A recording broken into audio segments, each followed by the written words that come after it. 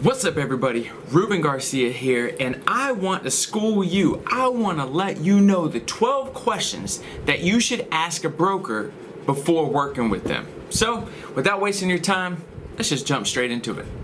So number one, understand who you are in business with matters. And it matters a lot, because what you'll find is that some of these brokers are really in it for them, not really so much for you. And these 12 questions may help you figure that out, right? I mean, it makes sense that the relationship should be a win-win situation, but not a win-lose. And as a newer agent, or maybe an agent thinking about transitioning, you're just not sure what some of those questions might be that you need to ask your broker to get clarity and transparency about what it looks like to move forward with them. So let's go ahead and start. Number one, does the company allow you to brand yourself, to build your own brand? You know, one of the first firms I worked with didn't like that. They didn't want to put your brand on their sign. You were able to buy a rider where you were able to put your name and number, but you weren't able to brand yourself on the sign. It was very much about the firm's name. Now, there's a few things that go along with the branding side. Number one, you understand, or that you'll quickly understand, that people aren't really in business with your firm, they're in business with you. And so you branding yourself will only put you in a position to get more business. And number two, you know, branding moves past boundaries of just real estate. For example, here's my t-shirt.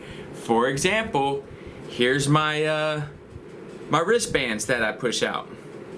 Think bigger, work harder, and another one that I'm wearing here. There's all types of ways that you could brand yourself and build different types of revenue sources outside of just helping people buy and sell. And that's why you have to ask them, hey, is it cool with me to brand myself? Number two, when you go get a listing, does the office number have to be on the sign? Now, some real estate commissions per state may look at this a little bit different, but ask them, does the office number have to be the most prominent, large number on the sign? If they say yes, there's probably a reason for it. There's a quote out there that goes, your listings, your leads, meaning you should get all the leads off the listings you worked hard to get. Now, if you have to put the office number on it, they may have something called opportunity time or desk duty or just sit by the phone and wait for it to ring type deal. And what it is the reason that phone rings is because other people that have gotten listings had to put that office number on the sign, and now there's a conversion to their own listings, meaning they don't get 100% of the leads on that sign for those sign calls. Now, they have now built in a conversion per that company, because now maybe 5 out of 10 actually call their number versus calling the office number, which is the largest number on the sign, goes to office duty. And you don't know what type of agent is on that on the other side of that phone. May have had a bad day, may have had a good day. Hey, may have had a good day.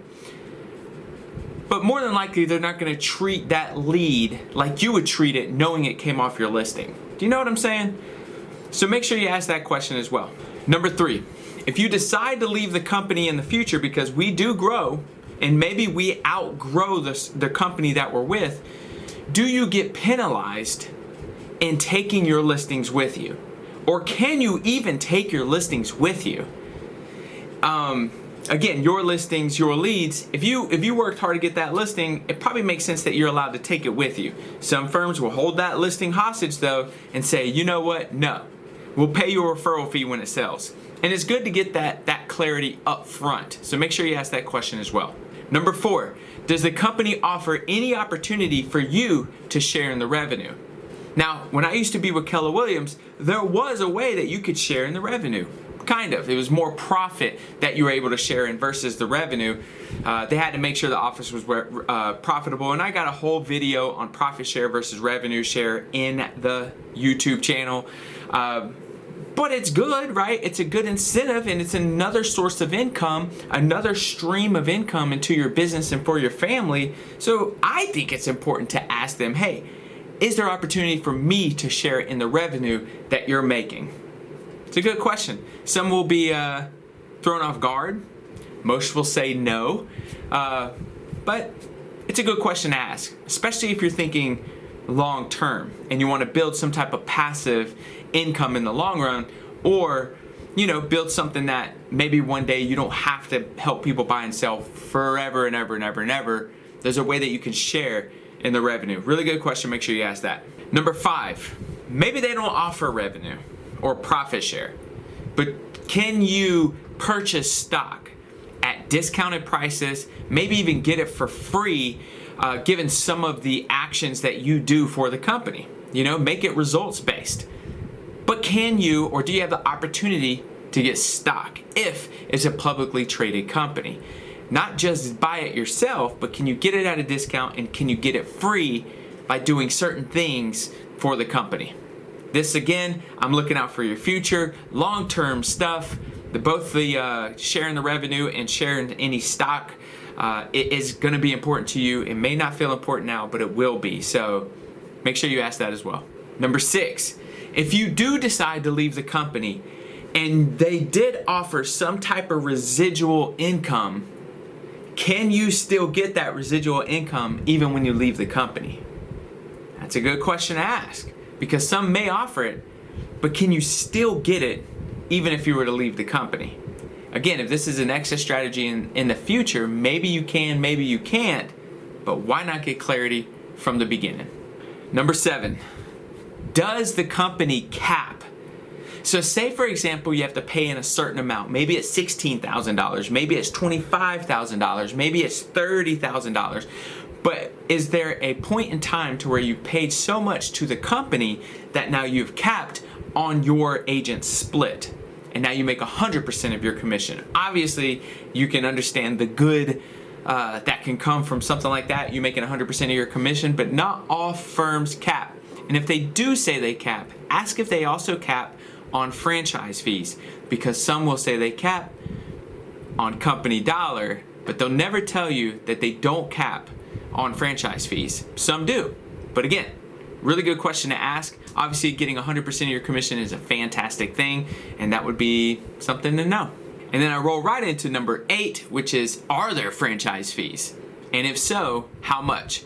Because some won't call them franchise fees, they'll call them royalty fees, because it sounds good, doesn't it, to be paying into a royalty. Ooh, that sounds nice. Let them tell you if there's franchise fees or royalty fees. Matter of fact, just say, hey, what do you call it when you have to pay the franchise?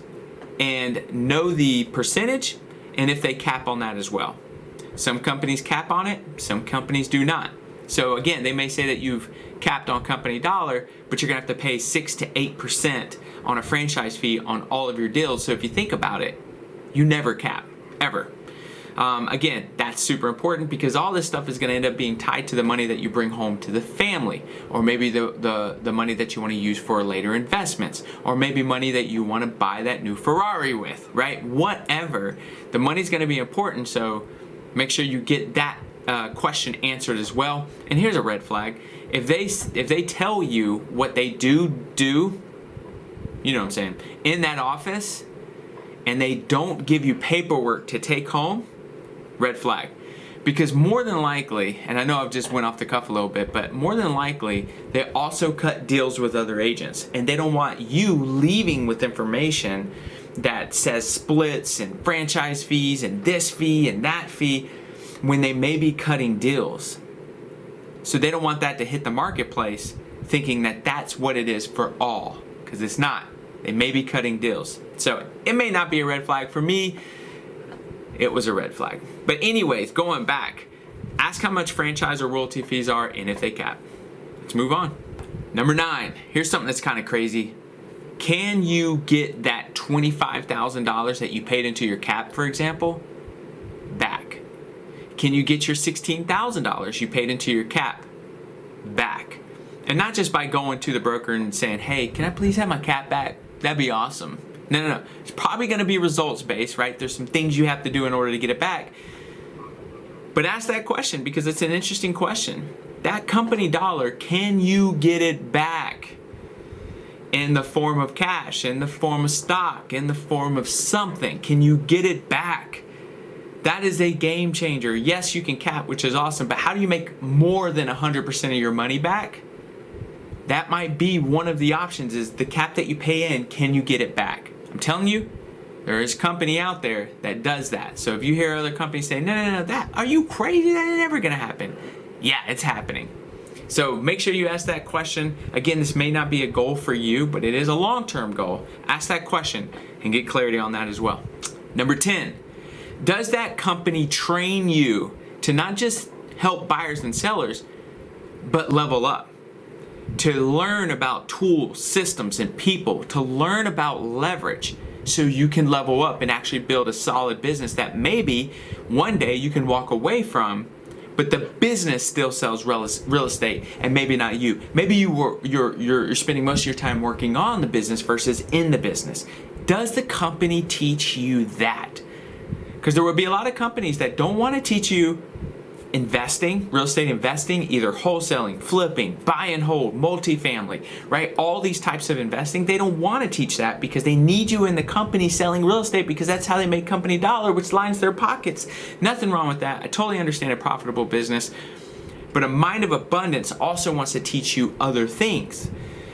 So talk to them. Do they teach you level up stuff, and do they teach you investing? I think that's super important as well. Make sure you ask that question. Hey, and by the way, I'll save it to the end. Let's move on. Number 11. You see what I'm doing there, right? Number 11. Do they offer leads? Now, this isn't important for everybody, which is totally fine, but do they offer some type of lead generation website or program that if you wanted to tap into, you could get leads? For some newer agents, that's a thing. I will say we don't focus on that. We focus on warm leads, meaning your circle of influence, sphere of influence, that type of thing. The conversions are actually way, way, way better. However, for some people it may be important. So then ask, hey, do we get leads? And if we do get that lead, do we have to pay you a referral fee? Do we have to pay you a flat fee or some type of other fee? Because it might sound good that they're sending you a lot of leads, but to find out you have to pay a good portion on each one of those leads, that may not be of interest to you anymore, right? Versus jumping in and saying this is the reason why I joined, and then they later hit you with it. So make sure you get that answer up front. I think that's going to be very important as well. And number 12, does your broker in charge compete? Are they out there selling real estate as well? Because maybe they're out there trying to get the same listing you're trying to get. And you see how that starts to get a little sticky after a while, right? They're competing with you. They're competing in the same market to get the buyers and sellers, more than likely sellers, right? And when you need that broker for whatever questions or whatever you need to handle, and maybe they're always out in the field, they're never really coming back and answering any questions. Again, for some agents, who cares, right? For some agents, that might be important to them. So does that broker or broker in charge compete with you as being a broker? And there you have it. 12 questions to get you started, because by that broker answering these 12 questions, I think you're going to realize, does this fit with my personal and professional goals? Yes, we got to understand if it's going to fit the professional goals, but ultimately the money made in the profession is going to impact your personal. So do the answers of these questions really align with my personal and my professional goals? Now, don't chicken out on any of these questions. Even as a new agent, I know you're going to want to feel like you should, but don't. Ask all of these questions, even if you think you know the answer to it.